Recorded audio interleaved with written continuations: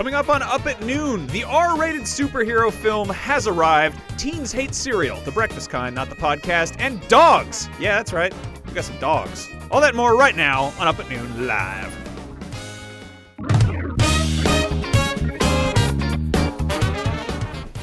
Hey, everybody. Hi, everyone. Hey, what's up? Everyone. Hey, how's it going? Let's keep it real low Hey. because there's a puppy here. Who's a good boy? Who's a good boy? Who's a good boy? We got Peppers. He's a dog. He's visiting. I'm Max. That's Brian. This is Hi, Up at everybody. Noon. This is a show about... Peppers is growling already. Immediately, he's just like our commenters. high five. Yeah, this high is Up at five. Noon Live. I'm Brian Altano. This is Max Scoville. This is our weekly live comedy variety show right here on IGN.com. Of course, if you don't like going on IGN.com, what's wrong with you? Help us out, man. We need jobs. Head on over to Twitch. Head on over to YouTube, Roku, PS4, Xbox One, Apple TV. Pretty much anywhere where you consume content already, you can watch this show and all the rest of the wonderful live shows we do right here at IGN. Doing that is fine. Sitting in front of your giant glowing square and watching the world drift by is okay, but it's even more fun to interact with us. So use the hashtag #UpAtNoon, or as I tweeted earlier, #UpAtNoonLive, because I'm dumb. Whichever one you like. And you can leave comments and we will respond to you. Yeah. We will answer your stuff live on the air. We have a really good show today. A lot of weird stuff to talk about. A lot of fun stuff. First of all, we'd like to thank our sponsor, Sexy Spider-Man. Sexy, sexy Spider-Man with his webs in his hands getting all night long. That sounded disgusting. Sexy Spider-Man is available where all erotic There he is. large collectibles are sold. Let's move that hand Oh right yes, there it is. Sexy Spider-Man. He's got the look at how loose that jaw is. He's got a loose jaw. Hey, Peppers, you want to kiss the Spider-Man? You want to lick this? No, you don't, because it's probably got lead We'll poisoning have to in put it. some peanut butter on his boomerang later. We'll do that later. Anyway, yeah. We have a good show today. It's somewhere on this piece of paper, but it also really doesn't matter. We're like this is mostly what it is. I'll be honest with you. This show came in a little hot. Yeah. It's kind of like landing the plane with one wheel and no wings. I'm pretty sure my dog has to pee, so if my dog pees in the middle of the show, Yep. please don't let that reflect poorly on me as a bad dog owner. Yep. That being said, we have a bunch of stories to talk about. A lot of awesome stuff happened this week. A lot of weird stuff. I think like primarily what we try to do here at Up at Noon is not just cover the stuff that you're used to hearing about. We try to cover some weird stuff too, which is why last week we played the Little Bub the Cat game, and we talked about an emoji, much to the chagrin of millions who said, "Why is video games not being covered on IGN?" IGN covers a lot of stuff: movies, TV shows, food. I ate some real gross stuff on camera last year. Vowed to never do that again. But anyway, We try to have fun, you know? That's kind of the point. One of the biggest stories that we've been kind of geeking out on for a while here is obviously the Deadpool movie. That thing cannot be stopped. It's still doing extraordinarily well. It's making a ton of money as each weekend goes by. Ryan Reynolds actually just got a major big payday off of this. Yeah, so part of his deal was that he was, I think, he basically got really not a lot of money up front. It was, I mean, it was something. It was still a lot of money. It was like, I don't know, 10 million or something. $110. They gave him $30 and a Starbucks gift card to be in Deadpool, and he really likes Deadpool, so he agreed. But he did have a deal with like if there were like box office grosses, whatever. He was kind of like he was banking on it, literally bank. Nice to meet you. Literally banking on it. And so because it's been doing so well, he's going to be doing just fine. But that also means that they're probably going to have to pay him a lot more for the sequel. So that's going to be an interesting thing to see what happens there. On that note, Deadpool did something very exciting where it was R-rated, which, I mean, as adults, I think we sort of don't really care what a movie's rated, but it does make a difference in the general public. You often see the most successful movies in any given, box office opening weekend are like Minions or, Toy Story or something, and that's because the whole family can go see that. Will you quit it? Yeah, thank you. Thanks a lot. We're doing a show, man. Yeah, we're trying to work. We'll get to your segment in a minute. Get it together. Yeah, chill out. Unbelievable. Dogs, The everybody. audacity of this animal. Anyway, so like having an R-rated superhero movie is kind of nuts because, and there was that kind of thing where people are like, yeah, maybe we should petition for Deadpool to be rated PG-13 so everyone can go see it. Everyone's like, boo, boo. Yeah. On that note, we're getting word that Wolverine 3 is shooting for an R rating as well, which apparently is something that's been in the works for a while, like since before Deadpool's success.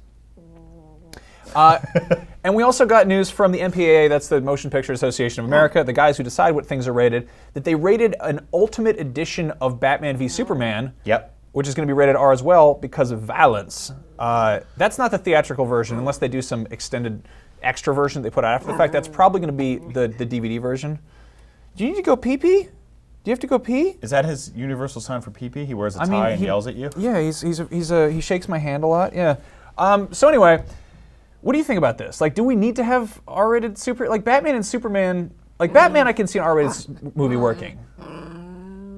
You doing this? Yeah. Anyway, long story short, no, we don't, because I think that we kind of lost focus of where comic books were to begin with. And I know like things were always kind of charming and goofy back in the day. You look at like the Adam West Batman, and it's campy and it's lovable, and like having an R-rated version of that, while would be totally hilarious, is not really something I want to see like become the norm for Batman. Sure. I mean, Batman, fundamentally, he's a guy whose parents got killed, and he's rich and crazy enough to go and wage a war on criminals without actually wanting to murder them, even though like beating up a whole lot of them maybe is sort of...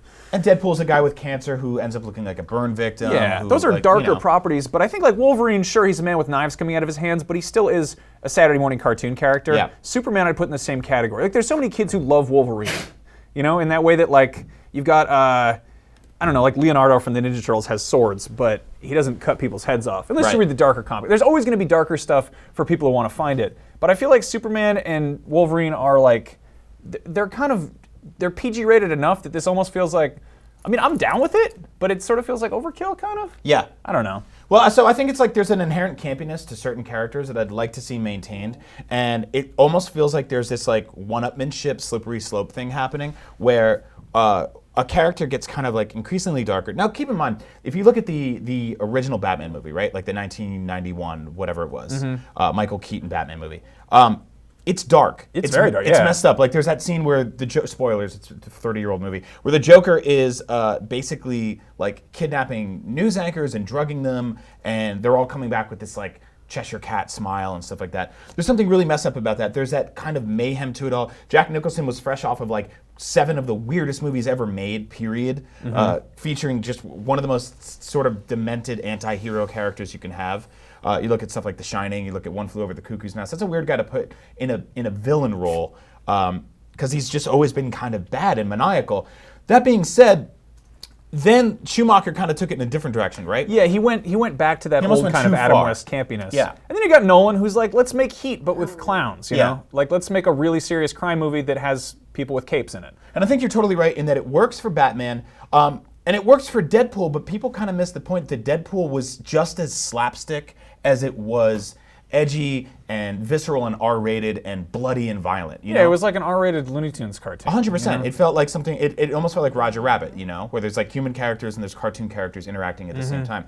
So I don't really know if Superman needs to go that way, because Superman is neither slapstick. I mean, he occasionally is kind of like he's a squeaky clean character. Yeah. Now, Wolverine, on the other hand, they're looking at possibly, this is kind of a huge unconfirmed rumor right now, but Wolverine 3 might be based on the sort of standalone series Old Man Logan, which is appropriately enough, basically more or less a retelling of Batman's Dark Knight Returns, but with Wolverine. I mean, you know, it's basically an alternate timeline, post-apocalyptic future where, spoilers, all the supervillains have pretty much taken over America, and Wolverine's, for whatever reason, a pacifist. Yeah. So he's kind of hanging out, and it's like really messed up. It's a great comic. Everyone should go out and check it out. Is he effectively retired? I don't want to spoil too much. He's basically like. It's kind of like Taken or Gran Torino, where he's this old dude who's just like, he's chilling. He's like I'm just minding my own business. And the Hulk has taken over California, and he's got a bunch of gross ass Hulk kids who are like these nasty green redneck people. By taking over, is he like the governor? He's like the king of California. Like he owns the place. And wow.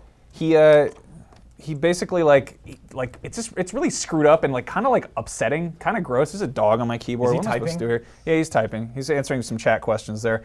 But basically, like, they want to do this with a movie version. If they are going to do this, it's going to be really interesting because it uses a ton of like Marvel characters. Yeah. Like it's got Red Skull, it's got Hawkeye, it's got Hulk, obviously. And I'd love to see that in a movie form. But like, how do you do that with Fox and Marvel the way they are? So do you think this feels like a direct response to Deadpool's success?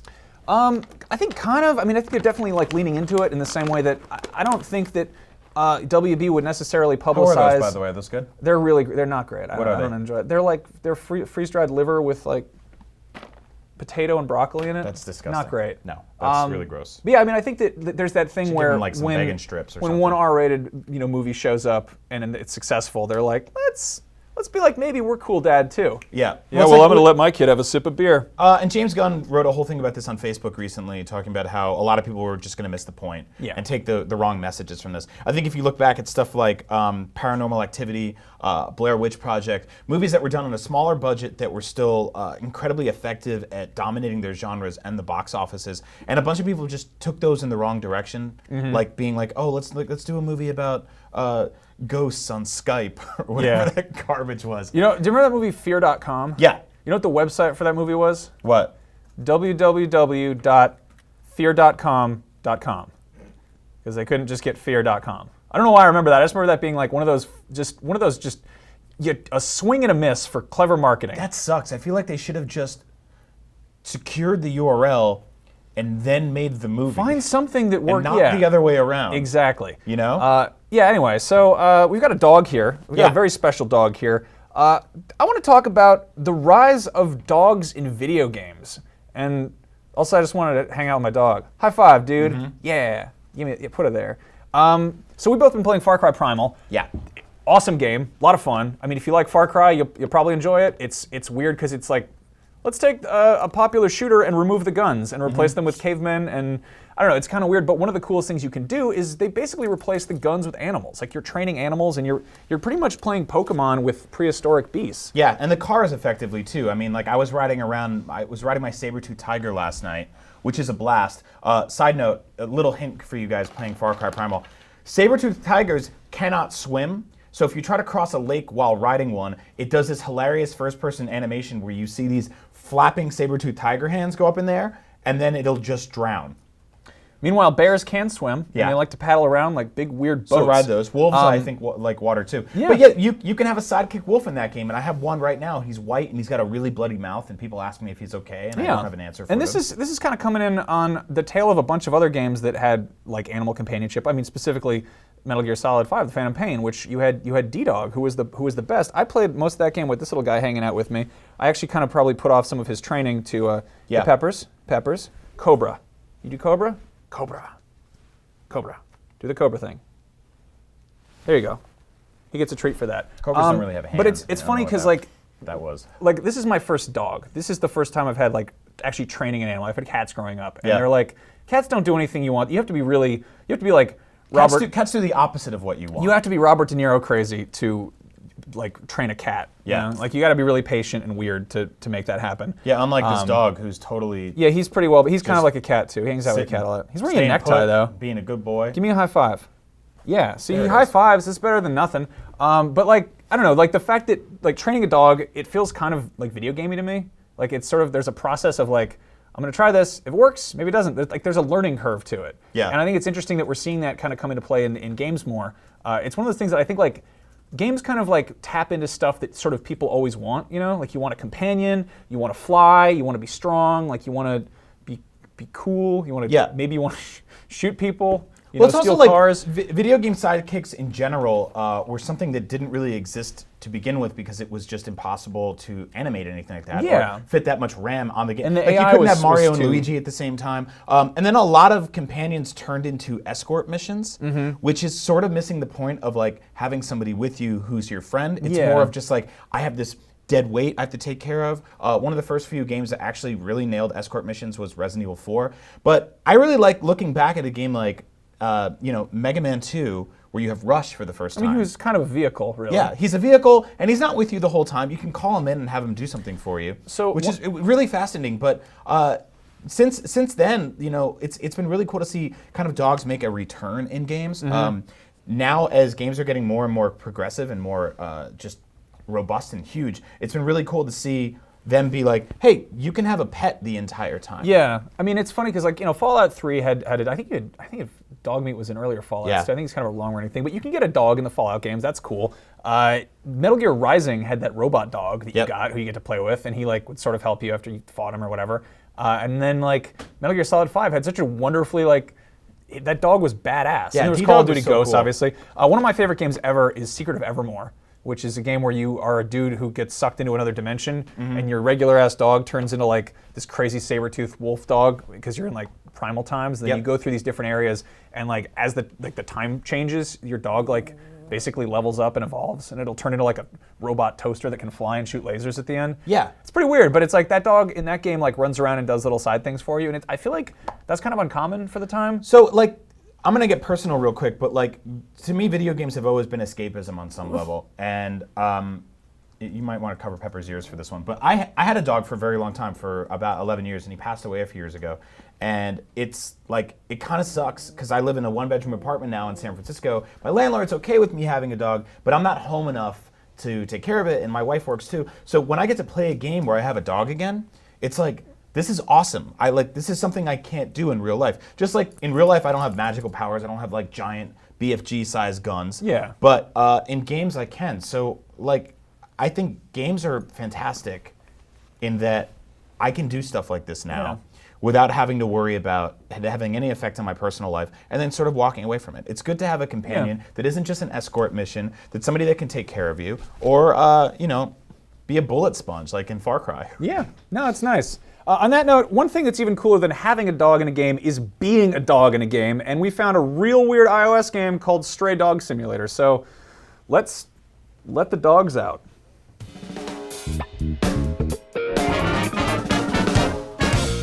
Who let the dogs out? We did. Yes, because we were playing Stray Dog Simulator for the iOS entertainment system. Yep. This is for phones. It's a game about being a stray dog in a thunderstorm. So this is an interesting thing. We had a conference here at IGN recently, and in the middle of it, very loud thunder. In the middle of it, It's really stop scary. it. There was Eat that garbage.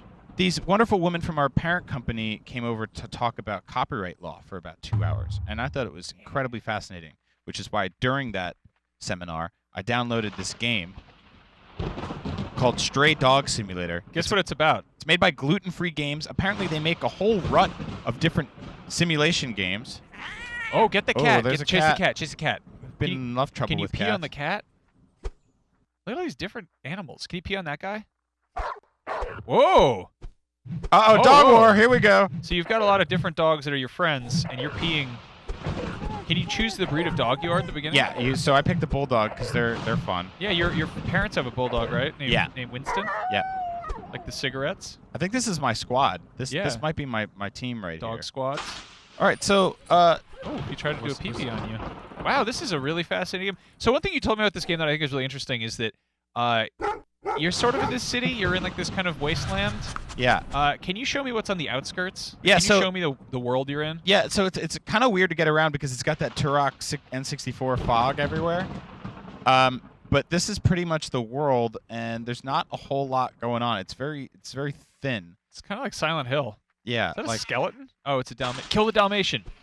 Yeah, you're trying to kill the... Apparently Dalmatians are all deaf and awful. is that true? Yeah, I read Dalmatians that are deaf? somewhere. I don't know. What happens if you get hit by a car? Not a whole lot. Okay, so I got a bunch of XP. I've now leveled up. Okay. What's on that wall over there? It's pretty sad because these dogs don't have Look owners. at those graphics. Wait, look at that. That's what posters look like to dogs, actually. 'cause they don't. Wow. If this is really realistic, you'd wow. Okay, there's an amusement park there. It just sort of You pops go on the up. amusement park? What Oh, the hold on. hell was that?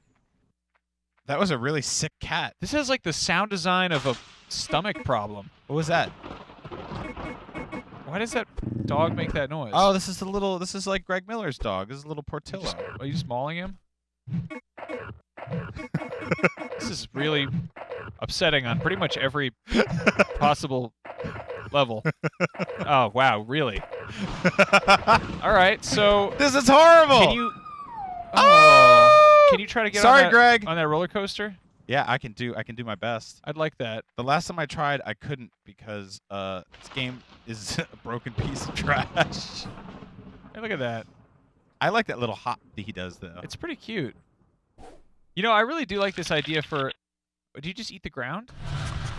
I did some digging. I like the idea of this game. I like the idea of you're just a dog, like, because I think it's interesting enough that animals have their own stuff that they try to do. Oh, like that. No rides for dogs. I mean, this is basically just GTA as a dog, which GTA Yeah. almost had in it. You had to do peyote first, so Let's you go just out keep going into the desert, into the endless land, where the game designers forgot to keep making the game. Oh, Riverworld. Oh man, what a weird city. You're in water, apparently. Can you drink the water? Sea dogs. Good God, this is depressing. This is like an art game. This is amazing. Hold on. I love that you're just like, well, there's nothing else here for me now. I'm just gonna drink some ocean water. Yeah, drink all this. Drink the sea. I can run and drink at the same time. Wow. Okay, let's This get is really- back this to is- civilization. I'm like kind of just questioning everything. So- Yo, bite that man. So it's actually Bite that man. It's very morose how Bite that man. it's just very sad how it's been raining the entire game too. That NPC sounded like those wussy youth group kids from Beavis and Butthead. Yeah. All right, so Stray Dog Simulator by Gluten Free Games is available for your iPhone or whatever. It's a game where you be some dogs and you just pee on the ground.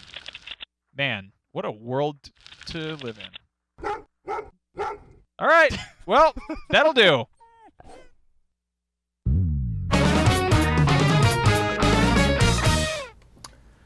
Yeah, that's the thing. That's So, a game about dogs.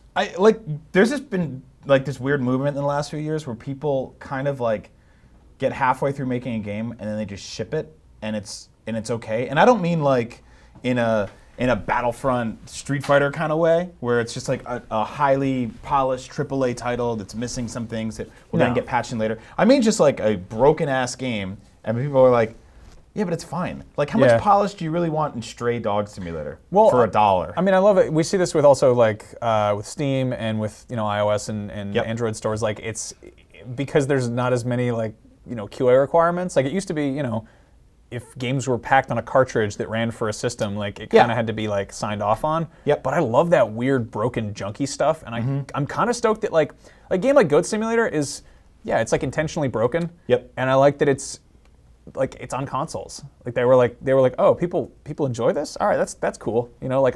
So I feel like Goat Simulator is like it's like a notch above heading towards like good broken territory. Stray Dog Simulator, like you can't even get on most of the roller coaster stuff in the game. The dog just falls off. I love that if you did a review for that game, you can't even get on most of the roller coaster stuff in the game. It's like one of the cons.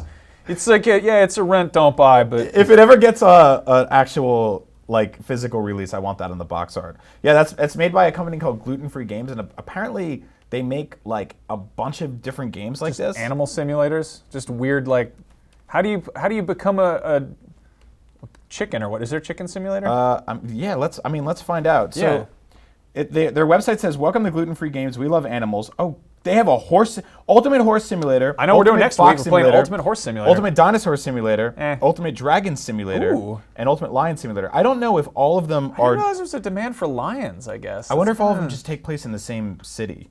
That'd be kind of cool if they didn't really bother to do anything. They're just like, dragons live in the city. Why not? They wrote a bunch of things that just says 5 stars on Google Play. I don't really know what that means. That just means one guy gave it 5 stars. I guess that's all it takes. So those are $1. If you want to go buy a really fun, dumb, broken game, they're on the Amazon Store, the Google Play Store, or the iTunes Store. Yep. So far, I gotta say, having a dedicated P Anywhere button in Stray Dog Simulator. I'm a one big of fan my of that. gaming highlights of 2016. Very good. So one of our kind of big things of 2015 was being excited for Star Wars Episode 7. Yeah, we were hardcore pumped, and we were on like spoiler blackout. Like we avoided it pretty hard. That was also kind of like interesting because people were, I think, guarding their expectations going in. Episode 8 is going to be like airtight, and it is going to be a minefield of spoilers. Like it is going to be rough because I feel like people are suddenly like sitting up and paying attention and being like, "Oh right, that last one was there." Like people for the most part are going to be like, "Yeah, Episode 7 was good." Like dude, we enjoyed that. We saw Luke like standing on like a blank white set, green screen type of set, like 6 months before that movie came out, and that was like that was A, the payoff of that film, spoilers, and B, like the only time you see Luke Skywalker in that film, and we just saw him like in a room with some cameras and tripods. Yeah, if we and hadn't stuff seen that, like that movie would have just been like that would have been such a punch in the face I to know. like to not know that Mark Hamill was in it, whatever. So on that note, Episode 8 is in the process of being shot. I think they're shooting in Croatia right now. Mm-hmm. This is literally insane. they're concerned about people using aerial drones to get spy photos. So I would have picked a probe droid up there, but that's good too. Aerial drones, they're worried about like cyber paparazzis like flying in and getting photos of whatever practical sets they have or whatever's going on. So they have 600 human guards working to protect the set, and in addition to that, they've hired an army of anti-surveillance drone guys. So this is so cool. They're having droids fight droids to protect Star Wars, which is just like, that's crazy to me. Yeah, that's absolutely nuts. I think it's completely fascinating that we've gotten to this point with spoilers. If you look at movies the last few years, especially like the big comic book ones, so much gets leaked. Some of it's intentional, some of it isn't. Like Zack Snyder the other day tweeted this photo where you just see like 5 Justice League suits behind him, and he's just like, "Here I am," and it's like, "Oh, is that the Flash? Yep. What's going on? Is that Aquaman? What's going on back there?" Star Wars was the same kind of deal, and I think because we waited so long, and I know you were part of like, just like I was, front row to the whole hype cycle for the prequel trilogy, where stuff got out all the time, and this is like way before there was the place for it. I read a leaked script for Episode 2 before I saw it in theaters. Like, that was sort of a thing that was out there. I feel like they're doing a much better job of keeping stuff under wraps, but at the same time, it's, as you would demonstrate by having to make a counter surveillance drone army, like it's higher stakes. It's harder to keep stuff lit up. Not everybody had a smartphone. I actually think what's even fascinating about the road to Episode 8 versus the road to 7 is that even with 7's cast photo, that black and white one of everybody around the circle table doing the table read, we could already start to piece together the story. Immediately you were like, okay, so this is Daisy Ridley, this is John Boyega. They are the young new protagonists. I'm assuming they're good people in this movie. Then you heard about Adam Driver. You're like, that dude looks kind of like an ugly, weird villain type of guy, so there's no way he's like just a good guy on the good guy's side. But then you also had all the old folks in the room, and they were obviously kind of in the middle of passing the torch. And then R2 in the background in the shipping crate. So you're kind of like, all right, I think I know what's going on here. But with Episode 8, it's kind of up in the air. And like Episode 7 retread a lot of familiar territory. I'm a little bit worried that Episode 8 is going to play it too safe, but I think that it might get weird too. Right. We don't even know a single planet that Episode 8 is taking place on right now. Exactly. We don't know any settings. We know, I mean, there's probably little reason to go back to Jakku, right? There's probably there's definitely no reason to go back to Starkiller Base. Spoilers. Yep. But like seriously, it's kind of up in the air on that front. Also, we've got Rogue One coming out in the meantime. We haven't seen much for that. But like, I'm sort of nervous that like it'll be too much trouble to keep avoiding spoilers for 8, so I almost want to lean into it and just obsessively research every little bit. Sure. I mean, try to find spy photos and. But that's what we ended up doing. I remember last time you and I would come into work every single day, and it would be like, there's another new thing. And some of it was official, some of it wasn't. But do you remember when they started cutting, like, there was like a month where there was a new TV spot every 5 days. And each one of them had like a slightly different angle on one scene, or you saw the shock trooper for the first time, or it was like, oh wait, John Boyega is holding a lightsaber in a different scene now, like what's going on? And I always, every single day said, I was like, I'm not gonna watch this, not gonna watch this at all. And always caved in. Yeah. And one after another. Caved in. Even action figures were spoiled. You know what I really wish I hadn't seen? There's that one image from Vanity Fair that showed all of the people in Pirate Castle. Yeah. I wish I hadn't seen that. Me too. I wish I hadn't seen any of the weird aliens, because then seeing them for the first time would have just blown my mind completely. Yeah, that scene would have been a complete surprise instead of it was sort of like, oh, well, we saw half the menu already, here's the rest of it. Yeah. But even like you and I geek out on Star Wars toys all the time, and like the Rey figure leaked like with the lightsaber, and then there was that Duracell commercial, and it was like every little thing put together the story of this movie for us, to the point where there was this PDF going around where somebody actually scripted out the movie and storyboarded it based on everything we had seen. Now it was like production shots, it was concept art, it was pictures from like Lego sets and stuff like that. Like, there's so much merchandising out there and so many different ways to find the story to get pieced together. And you know what? I read this thing, and I shouldn't have, and the guy was mostly right.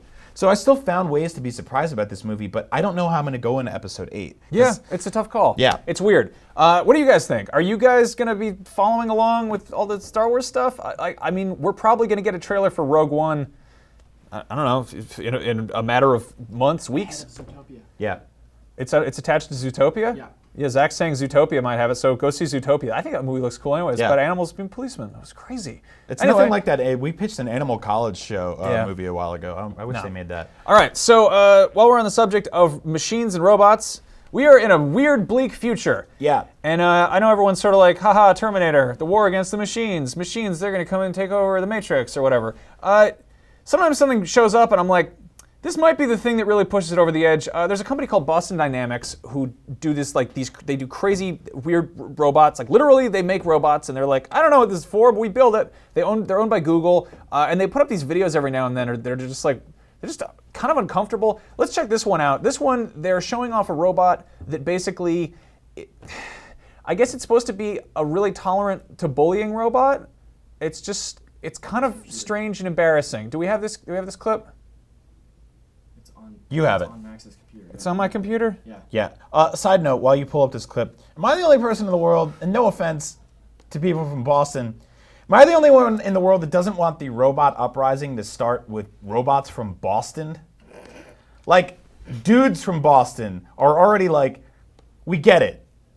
You work out sometimes.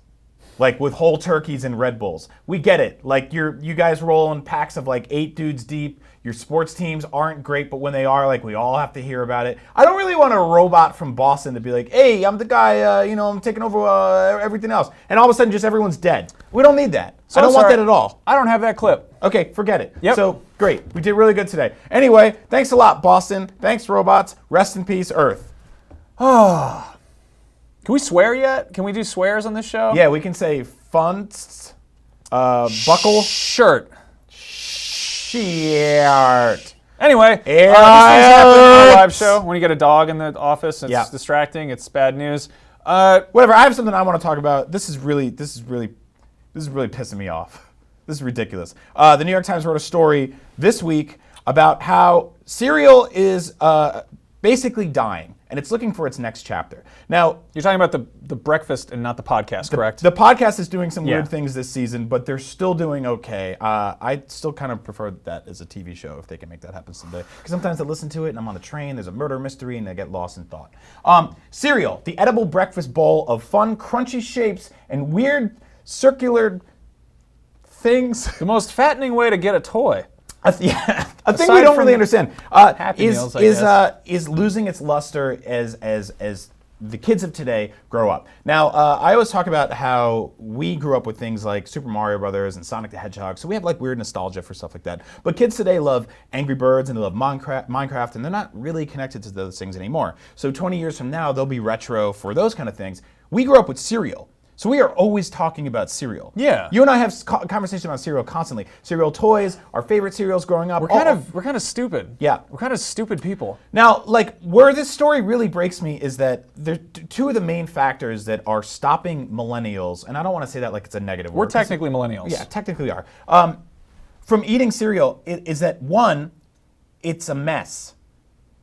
I mean, yeah, It's real hard. It's real hard to clean up that spoon and that bowl and that milk. Total disaster. It's a mess if you try to eat it while you're skateboarding. It's like making a lasagna in a car. It's, oh God, it just gets it. No, it's not. It's so easy to eat cereal. What's wrong with you? Anyway, the other thing is that we are constantly rushing. Everyone's got to be out the door. Everything's on the go, on the run. Like our coffees are to go. Everything's got sippy cups. Yeah. We're big babies. We made energy shots because they're faster than drinking like a large beverage. Yeah. You know, you get like bars. You get those weird Yeah.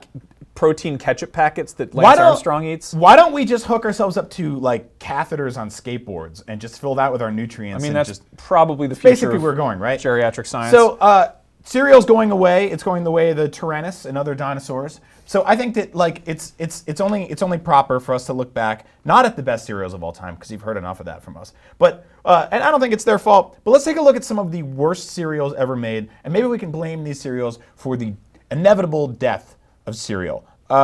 Max, I don't know how you were growing up, but I was the kind of kid that would go grocery shopping with my parents, specifically to go in the cereal aisle, see what was new, or see which had the best toy, and then buy that cereal. It was rarely the cereal that was the best was the one I bought, no.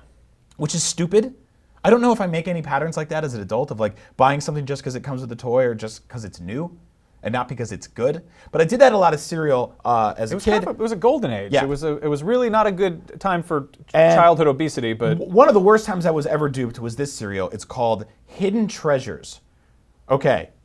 How do I explain Hidden Treasures? So Hidden Treasures were pockets of sugar sand that were basically like, it was like Pop Rocks and Pixie Sticks jammed into these little pouches. you know what that is? It says right there in the corner, it's real fruit juice added. It actually looks like the scene in every movie where like a cop arrests a drug dealer and then cuts open the bag. That's what they look like. So all of these things had different flavors. That's crystal meth, my friend. And unfortunately, the people who made the cereal didn't know that when you eat cereal, you don't eat them one piece at a time.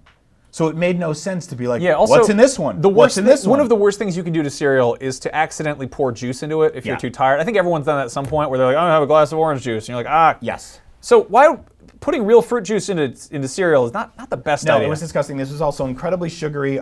You probably missed this because I think it was pulled off the market very quickly. Yeah, this is even a sample, not for resale. Yeah. Number 2, Dunkaballs. Oh, my favorite, basketballs, the most delicious of sporting goods. Wheaties got tired of putting athletes on their boxes and one day said, how do we get kids to eat this? Because tricking them into thinking that they'll one day become powerhouse millionaires that dominate sports. The breakfast of champions for kids. Yeah. Because kids can't be champs. Sorry, kids. So this was actually Sports are for adults. This was like filling a bowl with wet marbles and crunching on them. It was just absolutely revolting. So you would buy these things. I swear to God, this box weighed 25 pounds, and you would pour this thing in here. This is not even the breakfast of champions because that's Wheaties. They just added for kids on there. Yeah. So this was kids this are was stupid. awful. They'll eat anything. They'll eat sporting goods. They'll eat toys. What else will they eat? If you missed this, OJ Again. Not a good setup. No, juice in the cereal is bad news. So OJs were this cartoon cowboy who basically came out with a branding iron who stamped oranges and ruined them and then juiced them into this bowl. Ah, yes. Oranges, the favorite food of cowboys? Yeah. What? But you remember like growing up there was like part of that complete breakfast and they showed a picture of the orange juice next to the bowl of cereal and there was always a piece of toast or something. Like some kid woke up and just had like 7,000 calories. OJ's by Kellogg's, the guys who pretty much like defined cereal said, you know what? Pour that orange juice right in the bowl like a sick boy. I don't like it. No, I don't like it's it one awful. bit. What else we got? Oh, I'm firing shots at the entire. Hold on. You are going to make some people mad. I don't really care. I'm firing shots at the entire Captain Crunch family over this one. The Captain Crunch Cinematic Universe? Volcano Crunch, which is an absolute disaster. They came with Pop Rocks to pour in there. Pop Rocks. Pop Rocks. Or Oops All Berries, which is what happens when you legalize a mistake. Captain Crunch are basically, they look like floaties that kids who can't swim wear in the pool. Yep. And they tasted like old corn and couches. And you put it inside of a bowl. And Captain Crunch, who is like the last guy on Earth you want to see in the morning, is a drunk sea captain who, like this admiral or whatever the hell he is. I guess he's a captain. He's not even a captain, right? He doesn't even dress like a captain. Yeah, he does. And he used to fight these things called the Soggies, who were basically just like these boogers that lived in the ocean that would come attack his ship. Why is any of this part of my breakfast story? That he's like, he's so big about the crunchiness of the cereal and fighting the sogginess that he will make a cereal that stays jagged and sharp even when you're chewing it. So it cuts up the roof of your mouth.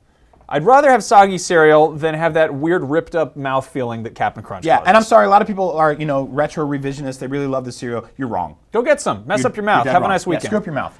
And finally, I'm going to just throw shade at the entire Ralston Cereal Corporation. Now, before you get mad at me, I love Donkey Kong, Batman, Ninja Turtles, Gremlins, Urkel, all the other stuff they did, Bill and Ted. All that stuff is great. Those properties are awesome. These cereals are trash. They are all basically variations of different disgusting corn shapes, turned into different little things that make no sense. Like Gremlins were just like hands or claws. Donkey Kong was like barrels. Nobody wants to eat a barrel. The Batman was just the Batman logo. It had nothing to do with Batman. Didn't even give him his weapons or anything. Urkelos was just like, hey, remember when I had fruit? No, we didn't. We don't. You remember when you stole cheese from your neighbor's Urkelos fridge? sounds like a really good sandwich shop. And Ninja Turtle cereal made no sense at all. They at least tried to shake it up by putting marshmallows in there, and I think those are little panguses. But they also gave you nets.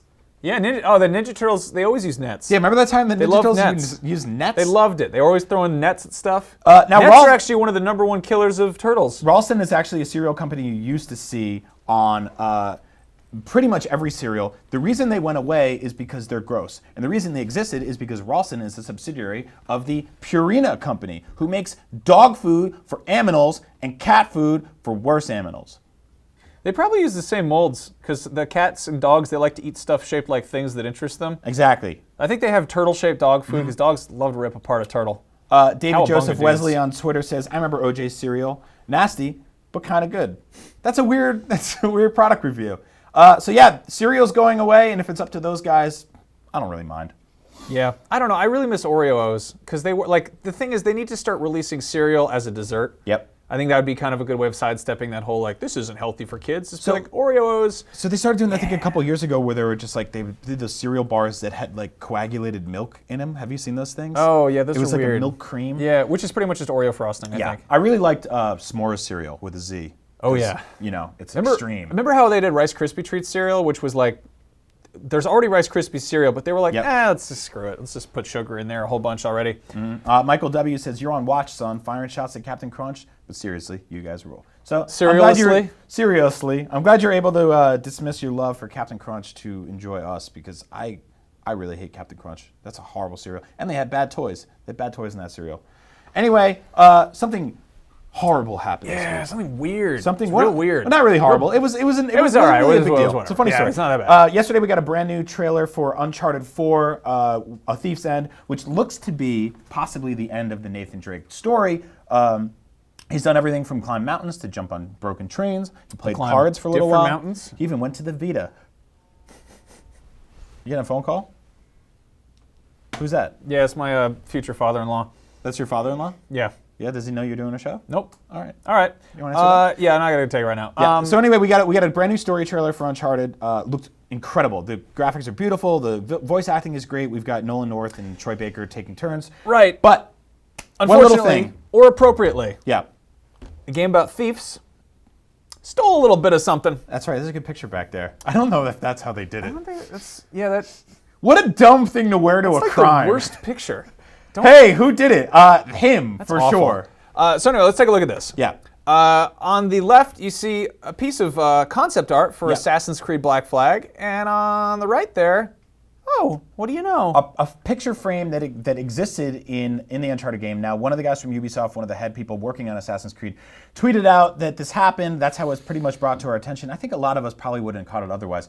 The interesting thing is that this is not a homage or anything like that. They've cropped out the titular assassin. No, that's not Assassin's Creed art. There's no assassins in it, see? Homage, you don't like that? Homage. So Fromage. it got us thinking that this is actually, there's been sort of a history of this Yeah. in video games. So this trailer was actually recut and they put in a new image in the background. So all is good. Luckily with the internet, you can go find both versions. So go hunt those down after this show. I think both of them exist on IGN. Yeah. So this is not the first time this happened. Actually, a couple years ago, Ali Moss, who just wrapped up doing work on the very gorgeous Firewatch, he's got a sort of signature style, right? Yeah. And it's got these kind of silhouette covers. Let's take a look. He's got like visual puns, Yeah. kind of. So a couple years ago, he did a series of them for The Empire Strikes Back. And in Borderlands 2, one of the special editions came with this print inside, which is like, it's inspiration and stuff like that. It looks a little too close to home. Ollie actually pointed out in his first tweet that like, yeah, you guys kind of borrowed it from me. Bums me out because I'm a huge Borderlands guy. I would have loved to do that for you. Yeah. But those clouds are actually a direct rip. You can actually see the zigzag right in there, in the middle of the Empire Strikes Back yeah. one, and in the back of the Borderlands Exactly. one. the Which same. really that's sucks. That's a good giveaway there. Yeah, and what else we got? We've also got. They reached out and they said it's okay. So this one's a little interesting, Yeah, right? this The original is might be Army a of Darkness. homage. Yeah, a homage, as they say. Yeah. So this is an artwork done by Boris Vallejo, who actually did the original art for National Lampoon's Vacation. This was kind of a leap from that too. Mm-hmm. So this is that, you've got your titular hero character in the middle of there, and then you've got the characters around it all lined up. I sometimes don't know what titular means. I think so the judges are out on this. Yeah, 'cause- so we don't know if Duke Nukem was like straight up inspired by this or completely ripped dude, it off. hail to the king, baby. Yeah. Groovy. Yeah. I mean, it was totally like they're not pretending, but it's still sort of like, oh. So isn't it wink, weird wink, nudge, to, nudge. like, Army of Darkness is already sort of a parody of action movies and horror movies at the same time, and Duke Nukem borrowed so much from Ash to begin with, so just to go out there and just completely take the box cover too, it's like almost, it's like Puff Daddy rapping over somebody else's entire song. I mean, Duke Nukem's he's such a perfect video game character Yeah. in that he is like cobbled together from a bunch of other like existing movie characters. You Yeah. know? There's not always. Video games aren't always the most original medium. No. They're doing the most weird new stuff. Not but at all. They're not always, in terms of subject matter, the most original. There's a precedent set for this by the fine folks at Konami, who in the 80s did not give an F one way or the other. And you saw stuff like this all the time back in the day. Castlevania had stuff like this too. You can go look that up. This is a direct rip of Arnold Schwarzenegger from Predator. This is pretty well known. There's also the alien xenomorph in the background there. Yep. These are kind of just straight up trace jobs. And I think they just, to add insult to injury, they put the Rambo headband on the guy on the right. I think they're called like Lance and Grass or whatever their names are, Lance and Bass. Jeff and Steven. But the thing is, back in the day, everything was so kind of derivative that you didn't really care. And obviously now over here we've got Flappy Bird, which came out a few years ago. Direct ripoff of Shigeru Miyamoto, made these pipes. The shading is even exact. Now anyone can draw a pipe in 8-bit, but this is like 100% direct ripoff over here. Like like, you know, he kind of said this is, you know, kind of loosely inspired, or anyone can make a pipe, but this is not the most original thing in the world. Yeah, maybe. I mean, I think it's also a lot of people don't care. Yeah. Like they're like, yeah, whatever. I like video games. Mario's a video game. Yeah, assets get lifted all the time. Characters get ripped off all the time. This is just the way things go. It shouldn't always be this way, but with the internet now, we're able to piece together those stories better than ever. So those are 5 games that ripped off an artist or something or anybody. Yeah, or maybe paid homage. Yeah, paid What's homage. your favorite homage or ripoff in Aren't a game? you French? You're French, right, Julian? Homage. So it actually Julien? means it means cheese. Really? No, Fromage? that's fromage. It's cheese you make at home. Yeah, fromage from home. Yeah. Homage. What else we got, Maximilian? So this is kind of cool. Phones, they're a thing that sometimes goes off when you're in the middle of a live show. People call you, you know, you get little buzzes, little texts and stuff. We're all kind of like, we kind of use these phones for everything in this day and age, which is for better or for worse kind of a thing. And we're at a point where it's sort of like, what do they add to a smartphone to make it new and exciting? Like they're all pretty high power. You can play games on it. Like we're playing a 3D dog game earlier. But like, as far as like bells and whistles, what hasn't been done? Well, a couple new phones got sort of shown off recently that add some really cool stuff. And it raises an interesting question of which of these is more interesting. First of all, Cat, which is a company that predominantly makes trucks for construction workers, is making a phone for real rugged dudes. This is the Cat S60. It's running Android Marshmallow. It's got 32 gigawatts of something or other and RAMs and a whole video processor. Who cares? But it does have thermal imaging. It's got basically the ability to have predator heat vision. I couldn't find an image of the actual phone, and actually I think at this point most of it's kind of simulated anyway. But the idea is... What's the Predator watching this cool thumb wrestling match going on over here? Yeah, he's like... I like the idea of Predator trying to bust people from doing drugs or whatever. It's like, that's a drug deal going on. Anyway, this is predominantly used for like, you know, for contractors or whatever who maybe want to find if there's, you know, heat leaking out of windows, or if they're trying to find, I don't know, a hot water heater, or if they want to take a picture of their friend farting and show up the fart in the thermal image. I think this is like really cool, but also sort of creepy because you can probably hunt people in pure darkness with this. On a totally other end of the spectrum, T-Mobile showed off a video of this is the Samsung Gear, what is it?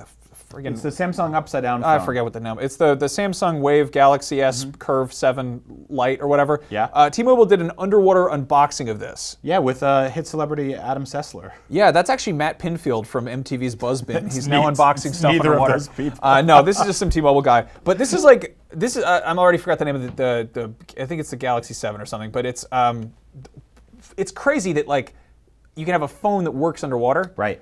So I want to ask you, like, which do you think is more practical? Having a phone that can take thermal vision, so like if you're walking at night and you see a rustling in the bushes, you can take a picture of like a predator's view of a raccoon. Yeah. Or like take weird, creepy photos in the dark of your fiance or whatever. Not that I would do that. I would. But in other sense, there's also an underwater phone, so you don't have to like put your phone in one of those weird vacation cases, or if you drop it in the toilet, it's just got poop on it. Let me think about how the Earth works. Historically, I spend more time in the night, because that happens literally every day, versus Actually, it happens every night. It happens every night. Versus me underwater, which happens like incredibly rarely. Yeah, but you could take photos in the shower. No, that's not what that. Oh, so you just means why would you take a photo in the shower? You go to the bathtub. You can take photos in the bathtub. Nobody wants to see your shower photos. You can do weird stuff where you put the phone in the water and then take a picture of it, like if a fish was looking at you. No, like so fish selfies could be a thing. 100%. The thermal messaging thing is much cooler to me.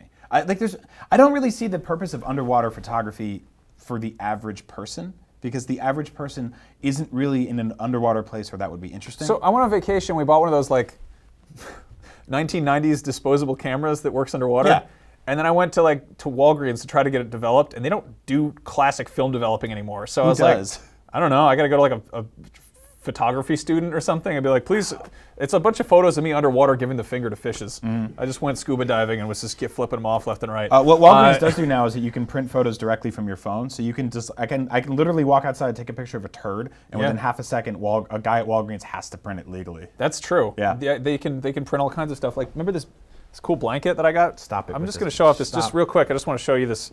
I just went on online. I just got this cool blanket. You I just stop got this. showing people. Do you like this blanket? No. Just imagine if this is a thermal image of this shrieking ape. All right.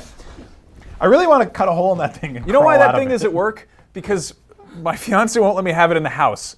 And yesterday, Steve Butts, our editor-in-chief, walked in and got real mad at it, and he threw it under my desk because it was too scary. He turned it upside down. He was upset by it. He didn't like it one bit. Which is like, I had a neighbor in middle school who got so freaked out by a Ouija board that he threw it out the window. Same deal. That's how you get rid of ghosts. Yeah. You just throw them right out the window. Max, our desks at IGN are covered in wonderful treasures. We dump some of them on the show every single week. It's always if you actually went back and watched every episode of the show, the set is never the same twice. Yeah, there he is. We forget every week that we have to put stuff out here, and then it's like... my favorite thing he does is that, and then his toes curl, like he's just really... Spider-Man, Spider-Man, you didn't like that? sexiest guy in the neighborhood. I got a everybody, very it's me. passive-aggressive okay from our producer on the side. I love when he does that. He doesn't like Spider-Man. Hey, everybody. No? It's you get in there me. with that thumbs down. You're There you very friendly neighborhood go. Spider-Man. There he is. It looks like you're touching him. Okay, stop. Stop it. Stop. I'm going to push him off the desk. Stop doing that. Anyway, I'm a huge old school hip hop fan. To me, old school hip hop means like everything from the 80s and 90s. For you, it probably means like something that came out 2 years ago because you're a babby and you don't eat cereal. Huge Wu-Tang guy. Ever since I was like probably the first album came out, Enter the 36 Chambers, huge Wu-Tang guy. I love the time Old Dirty Bastard came on stage and said Wu-Tang is for the children. I don't necessarily agree with that statement, but a company back in the day made a game called Wu-Tang Shaolin Style, which is a fighting game. We totally have to do a Let's Play of it one of these days because it's terrible. It's really, really bad. And I felt bad because like Wu-Tang themselves loved video games and they loved fighting games. They used to get around and get big bags of green, you know. They would call their friends that would bring illegal things to their apartments, and then they would drink lots of, you know what they did. Yeah. So anyway, they'd get together and play fighting games, and a company was like, let's make a fighting game for you guys. And when they did, they decided, we're going to make you a controller. So I actually have in my possession that controller. Now this is probably one of the, get out of here, Spider-Man. This is probably one of the like coolest looking controllers of all time. As a Wu-Tang fan, it's awesome. Like, you don't really see a lot of like company logos get turned into controllers that actually still work. As a functional, practical device, this is one of the most painful things ever made. This kind of reminds me of when people are like, yo, I love my mom. Yeah. I'm going to get a tattoo of her. Yeah. And it's just like this weird, harrowing nightmare picture. Like, I'm sure somebody out there has a nice picture of their mother as a tattoo, but so often it does not work out well. I've seen the Wu-Tang logo turn into a lot of weird things. People tweet, because I love pizza and I love Wu-Tang, so people tweet at me like a Wu-Tang pizza and stuff like that. It hurts to hold it. Yeah, one of the main things that's like really so interesting about awful. this, if you want to get close up on this one, is these shoulder buttons are just the absolute worst. So they're really tiny, they're very clicky. As you can see and hear, everything is super loud on this. But also, these start and select buttons, look at those things, they're raised up. Must and they be cold in actually, here. Yeah, they look like little animal nipples. And they feel like little syringes. So this is very hard to get. There's actually, I was hunting down one of these your for nips. a long time, and a Comedy Button fan found it and sent us one. So I haven't actually tested if it works. It looks like it's missing some of the pins. You know what you'd probably really like is I used to have a PlayStation to USB adapter so I could play computer games using an old PlayStation controller. Nice. So you can hurt your hands at home now. Yeah, so I can go play my ROM of this game because I don't mind stealing a game that no one will ever release again. I don't know if that's how that works. So this is probably the best, worst controller of all time. I'm kind of like a geek for oddities like this. Like, I kind of want to set up a thing at IGN that's just like a big glass case of just like weird controllers. Just like a zoo of trash. Did you ever have the Resident Evil 4 chainsaw controller? I remember that one. Yeah. Didn't that come with a bag mask to wear? I don't know. A meat mask? It came with this big box that had the window panes on the side, and there was like splattered blood all over it. And the interesting thing about it was that every single one of them had different blood splatters. But again, incredibly hard to play, and not even like hard to play video games with, hard to play Resident Evil 4 with. Like, the people didn't test it on the actual controller that it came with. So, I don't know. Let us know what your weirdest, favoriteest video game controllers are. This is definitely one of mine. Wu-Tang, still not technically for the children. Rest in peace, old dirty bastard. And my thumbs when I play on these little turds. Wow.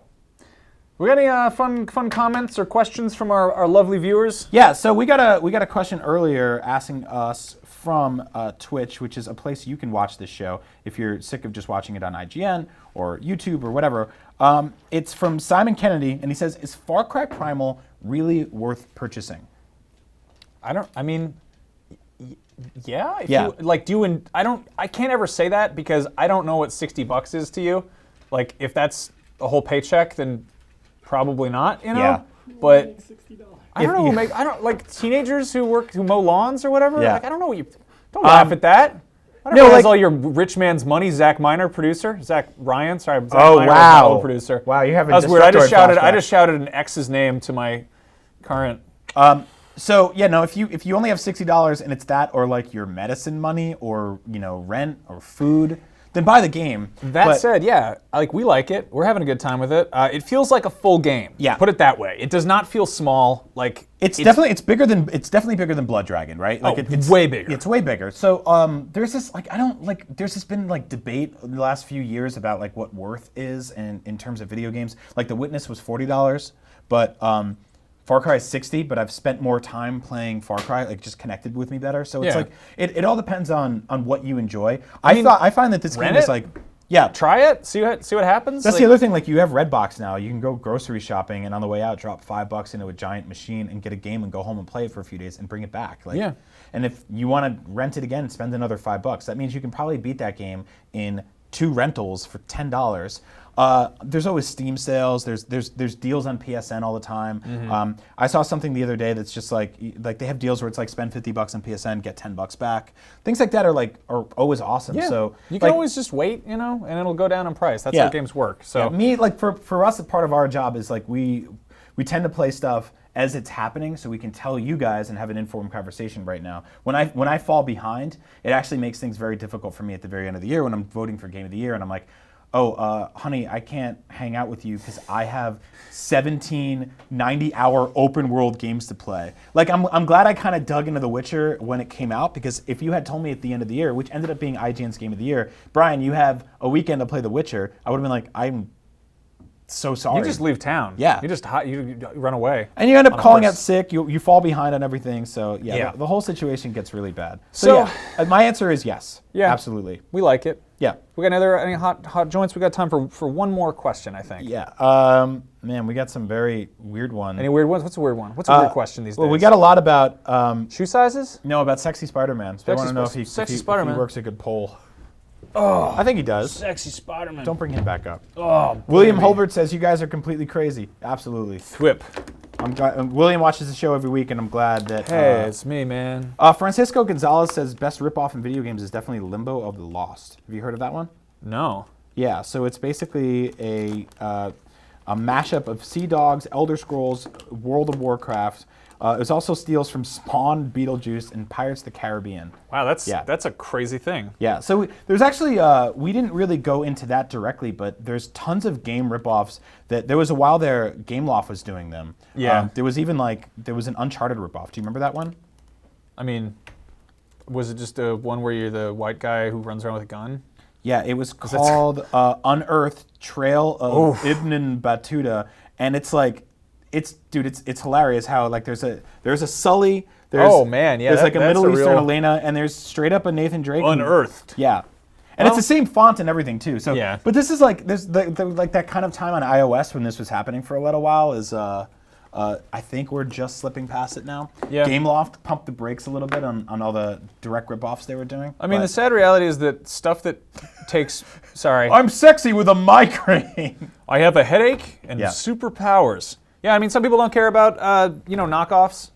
That's why our show's succeeding. Yeah, that's you watch right. a real late night show. You're watching one on the computer. Coming up next, we've got Vince Ingenito and Kyle O'Connor, and they're going to be playing the Overwatch beta. You literally don't have to do anything to watch that. Just keep your head facing the direction that it currently is, and keep your eyes open while that's happening. Yeah. We'll be back next week, same time. Yeah, one more quick plug. The good people over at Smite hooked us up with like 10,000 copies of the Smite Alpha for PS4. It's just coming to consoles. It's been on Xbox One for a while. It's a MOBA, which stands for Move Only Balls Again. Yes. That's not true. So head on over to go.ign.com/Smite PS4, all lowercase. Get your code. It's totally free, and you can jump in on that. Yeah. Thanks, guys. Thanks for watching. We'll be back thanks for next watching. week. We love you. Goodbye.